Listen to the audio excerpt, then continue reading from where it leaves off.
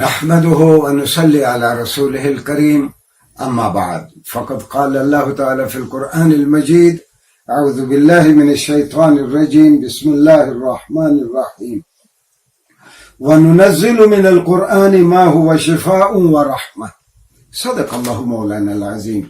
اللہ نے فرمایا کہ قرآن میں ہم جو کچھ اتارتے ہیں وہ اللہ کی مخلوق کے لیے، کائنات کے لیے وہ شفا ہے اور وہ رحمت ہے۔ ناظرین گرامی، ہمارے پروگرام چند منٹ قرآن کریم کے ساتھ پیش خدمت ہے صحف سماویہ کا تعارف۔ صحف سماویہ صحیفے کی جمع ہے صحف، سماویہ یعنی آسمانی، آسمانی کتابوں کا تعارف۔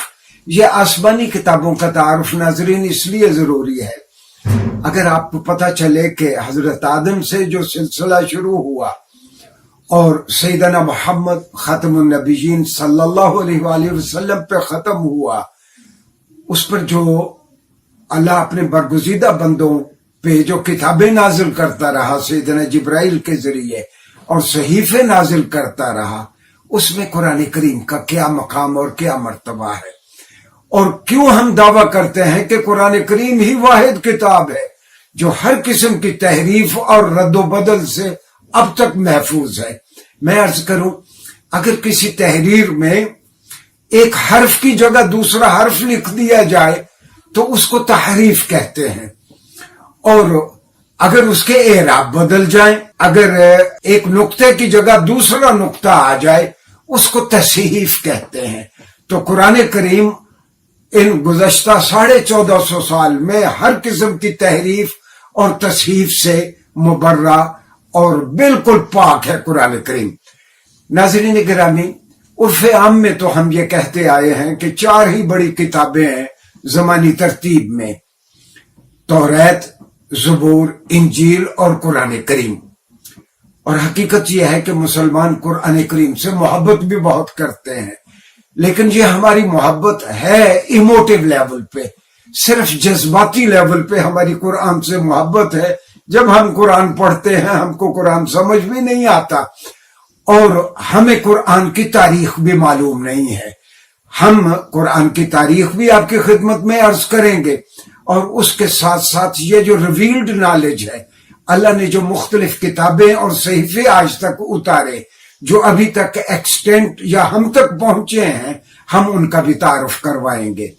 مسند امام احمد ابن حنبل میں ایک روایت ہے، رسول اللہ صلی اللہ علیہ وآلہ وسلم نے فرمایا کہ اللہ نے لوگوں کی ہدایت کے لیے 1,24,000 انبیاء بھیجے، اور ان میں سے 315 کو کتابیں یا صحیفے دیے گئے۔ ناظرین گرامی، ہمارے بہت سارے سامعین اور ناظرین ایسے ہوں گے جو یہ 315 کا عدد آج پہلی مرتبہ سن رہے ہیں۔ رسول اللہ صلی اللہ علیہ وسلم نے فرمایا 315 کو کتابیں یا صحیفے دیے گئے۔ کتابوں کا نام تو بالعموم قرآن میں بار بار آیا، توریت کا، انجیل مقدس کا، زبور کا، قرآن کریم کا، اور صحیفوں کا بھی تذکرہ ہوا قرآن کریم میں۔ مثال کے طور پر قرآن نے کہا فی صحف ابراہیم و موسیٰ۔ اچھا، یہ جو ریویلڈ نالج کی تاریخ ہے یہ کب سے ہمارے سامنے بہت اچھے انداز میں سامنے آئی؟ یہ 1946 سے لے کر 1956 تک بحر مردار کے کناروں پہ، یہ بحر مردار موجودہ اسرائیل اور اردن کے درمیان ایک چھوٹا سا بحیرہ ہے جس کو بحر مردار، اور انگریزی میں اس کو ڈیڈ سی کہتے ہیں۔ اس کے کناروں پہ ایکسکیویشنز ہوئیں۔ ان ایکسکیویشنز میں ان 10-11 سالوں میں کوئی 950 کے قریب سکرولز ہمیں ملے۔ سکرول اگر کسی کاغذ کو اس طرح گول گول لپیٹا جائے تو اس کو سکرول کہتے ہیں انگریزی میں۔ یہ جو 950 سکرول ہمارے ہاتھ میں آئے یا انسانوں کے ہاتھ میں آئے، یہ بہت قدیم تھے۔ یہ بالعموم قدیم یونانی زبان میں، فینیکی میں، آرامی میں، سریانی میں اور عبرانی زبان میں تھے۔ ان سے جو ہمیں پتہ چلا کہ ہم تک جو قدیم ترین وحی ہم تک پہنچی ہے وہ سیدنا ادریس علیہ السلام کی جانب منسوب کی جا سکتی ہے. سیدنا ادریس علیہ السلام کی جانب جو وہی منسوب کی جاتی ہے 4-5 لائنوں پہ مشتمل ہے. ادریس علیہ السلام کو عبرانی زبان میں اخنوخ کہا جاتا ہے. تو اخنوخ علیہ السلام کی جانب جو وہی منسوب ہے 4-5 لائنوں پہ کہ بڑوں کا ادب کرنا چاہیے، بچوں پہ شفقت کرنی چاہیے، ڈاکہ نہیں مارنا چاہیے، کسی کا مال نہیں لوٹنا چاہیے، اور لوگوں کے ساتھ شفقت سے پیش آنا چاہیے، اور عورتوں کو اپنی عزت اور عفت کی حفاظت کرنی چاہیے.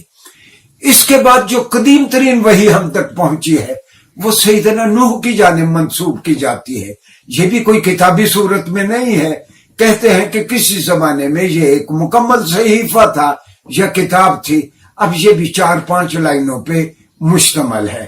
سیدنا نوح کی باضابطہ کوئی الگ قوم یا ان کی امت تو نہیں ہے، لیکن موجودہ عراق کے علاقہ سلیمانیہ میں ایک چھوٹا سا مذہبی طبقہ چند سو افراد پر مشتمل، وہ سعدیات کہلاتا ہے. ان کا دعویٰ ہے کہ ہمارے پاس کسی زمانے میں پورا صحیفہ یا کتاب موجود تھی جو وقت کے ساتھ ضائع ہو گئی، اور یہ سیدنا نوح کی جانب منسوب کی جانے والی وحی جو ہے یہ بھی چند سطور پر مشتمل ہے. ناظرین گرامی، ہم آئندہ ان مختصر لیکچرز میں اللہ کی جانب سے بھیجی جانے والی تعلیمات جو اب تک ہم تک پہنچ چکی ہیں اور جس حالت میں وہ پہنچی ہیں، ہم ان کا بھی تعارف کروائیں گے. یہ تعارف اس لیے بھی ضروری ہے کہ ہم قرآن کے مقام اور مرتبے کا تعین کر سکیں کہ یہ ہم کیوں دعویٰ کرتے ہیں کہ قرآن ہی واحد کتاب ہے. جس طرح رسول اللہ صلی اللہ علیہ وسلم نے لوگوں کو تعلیم فرمائی، اسی طرح یہ کتاب آج تک موجود ہے. شکریہ جی.